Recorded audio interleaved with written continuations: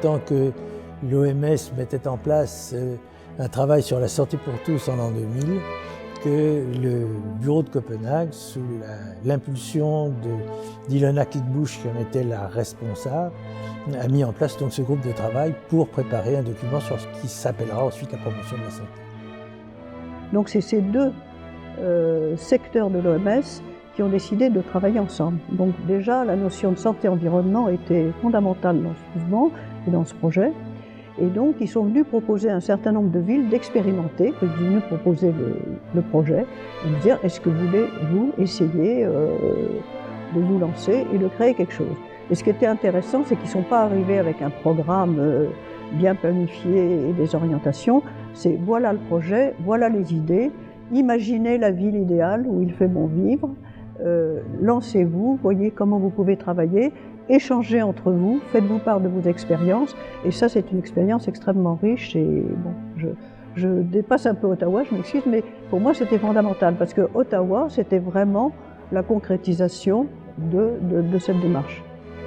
On va s'intéresser, on va essayer de comprendre finalement comment est-ce que la compréhension de ces interactions à différentes échelles de temps va permettre de penser aux écosystèmes et comment ils vont évoluer dans l'espace, sous l'effet des actions humaines, etc.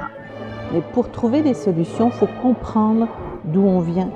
Qu'est-ce qui construit notre représentation du monde? Qu'est-ce qui construit notre représentation de la nature? Quelles sont les tensions entre le monde occidental puis sa représentation du monde tel qu'il l'a construit philosophiquement et pratiquement à travers la science? Tous ces travaux-là montrent un impact du contact avec la nature sur des paramètres sanitaires qui sont tellement forts que quelque part, ça doit nous interroger.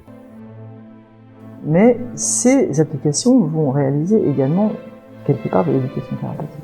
Donc qu'est-ce qu'on fait avec tout ça? Je pense qu'il est vraiment temps d'ouvrir vraiment ce champ-là et de vraiment rompre les barrières. Et d'avoir comme seule limite à l'imagination, pas de limite d'ailleurs. Cette machine-là change la donne. Et donc on va devoir construire effectivement des ingénieries qui vont permettre à l'apprenant d'interagir, de produire directement avec sa propre machine. Pour les questions que nous avons à affronter demain, il n'y aura pas d'homme providentiel. Et donc ça veut dire qu'effectivement, il faut développer des réseaux, il faut avoir une éthique de l'interdépendance, donc une éthique du débat, une éthique de la mise en commun, une éthique de l'échange d'informations, et qu'effectivement c'est ça qu'il faut peut-être traduire dans le domaine pédagogique, c'est comment ensemble, eh bien, on élabore des solutions par rapport à des problèmes complexes.